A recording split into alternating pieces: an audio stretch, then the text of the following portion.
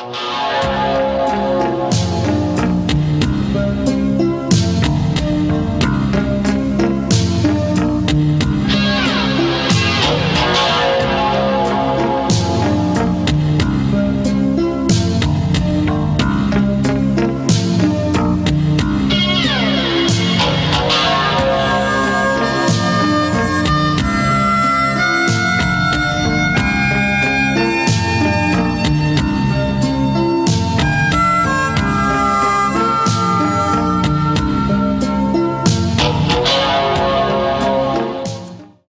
guys, welcome back to Path of Nostalgia. In this installment we're looking at the animals of Farthing Wood. Absolutely. So, an interesting series. An interesting series I've run for about 3 seasons, of course, during the 1990s. And it's well known, quite famous, of course, and it has some interesting stuff about it. Let's go into it. So, The Animals of Farthing Wood, based on the novels by Colin Dann, so it's again based on a book series. This is a franchise beforehand in paperback, hardback, in print, and follows the adventures of animals, woodland animals who find new land because their old home's been demolished by construction, and the whole thing, of course, being maybe turned into buildings, whatever. You know, it could be something entirely different.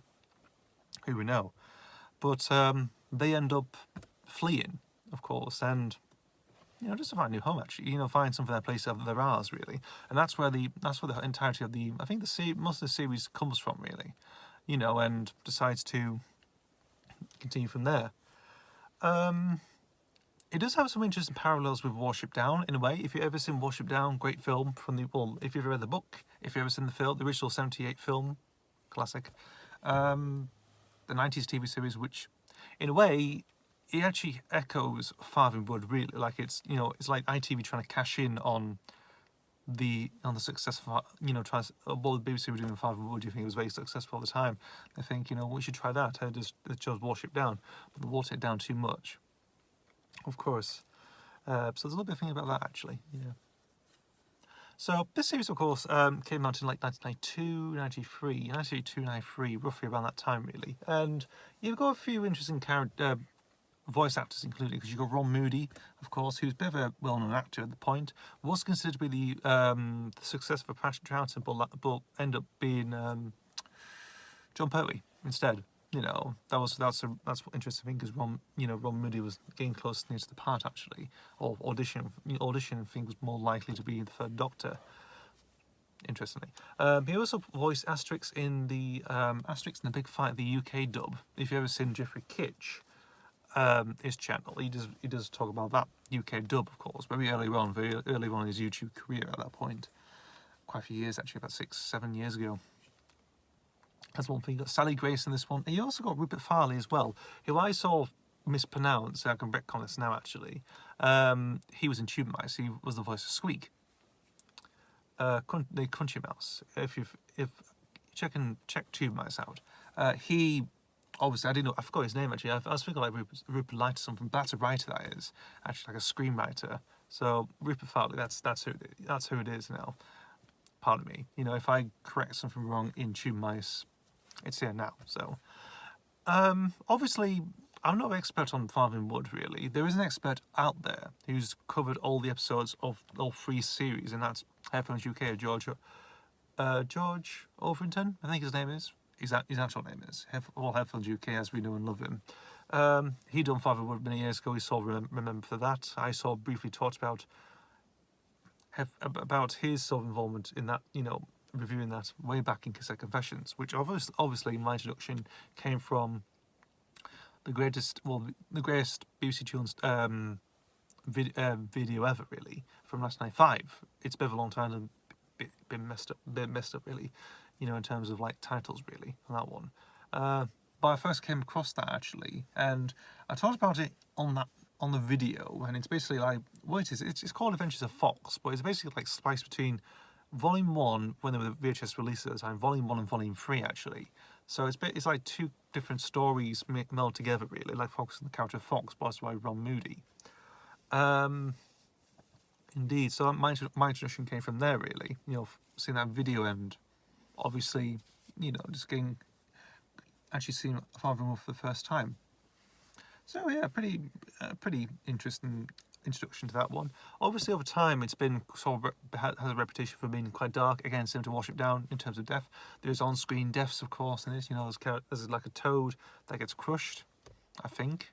And so like earlier on in the series, actually, like he gets covered in dirt and like a rock sort of slabs down in the middle of the earth and sort of penetrates him or crushes him, whatever.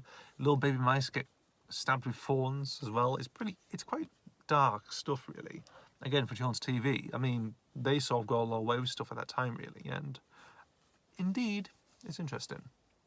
Absolutely. Also to point out that there was a US dub actually of Farthing Wood at the time, really. There had a few well-known voice actors. Ralph Macchio as Fox, which is a bit strange. You know him from Karate Kid at the time. You know, I know him from like The Outsiders, really. At that point, who else? I think a few others, and a few people sort of like had changed genders at that point. I think some of them were female. I think in the US dub. Don't correct me if I'm wrong. Because I never really, US dubs on versions of children's TV shows are quite strange. I find it quite odd, really. You know, you have one example that sort of picks up in, well, actually, they do changes as well. Some examples pick up, like, you think of Noddy's Twilight Adventures. It sort of came to the US in about late 90s, or 98 or something, and call it Noddy in Toyland, I think it's called, but it's set in a shop, and then you come to again, it's that Shannon Time Station formula again, and also different voice actors. I think it meant, although there was some weird bizarre stuff as well, like Salty's Lighthouse, which you have clips of the TV show Tugs, but the story is nonsensical and does something, like a different type of story, but the sort of edited low footage from Tugs together. It's like you focus on something like a race or something. Really, it's a bit. I remember seeing that when the BBC repeating one episode of that back in the very early 2000s. At the time, I thought it was very bizarre, even though I thought at that point I was familiar with Tugs, of course, with VHS, and obviously seeing that, it was like, like why? Why? It felt a bit confusing, a bit weird, actually. Same goes with, again, back to Farthing Wood as well. You have like well-known American actors, portraying these sort of characters, of course, even though they should have been like, a bit middle-aged rather than be so young and rookie, and everything like that. Fox is a main example with Masher with the helm of the voice.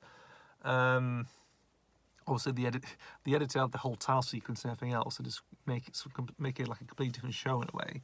That's the same thing with other shows in the US as well. Some of them sort of do okay and sort of fit in nicely, but some of them are just changed, really. It could be a different story altogether with the same footage, but like a different story, different narration, who knows? It's quite a bit bizarre, really, in that sort of regard. So yeah, it's an interesting series. You can get it on DVD. It's been released on VHS quite a few times, well, many volumes, I think like 6 volumes, to about 96, I think, actually, over a couple of years span. And yes, I think it's been pretty good, actually. It's pretty interesting series, probably worth watching. I did include it on Just the Favourites last ever compilation I ever did, actually, which is Pandemonium, which is actually, I like, actually. It's about them living in a church, and it's like, the intro, they're trying to shelter from a storm, end up in a church. The next morning they wake up, and of course a wedding's happening, and they sort of cause chaos. They do. Pretty good, actually. Again, pretty good episode on that one.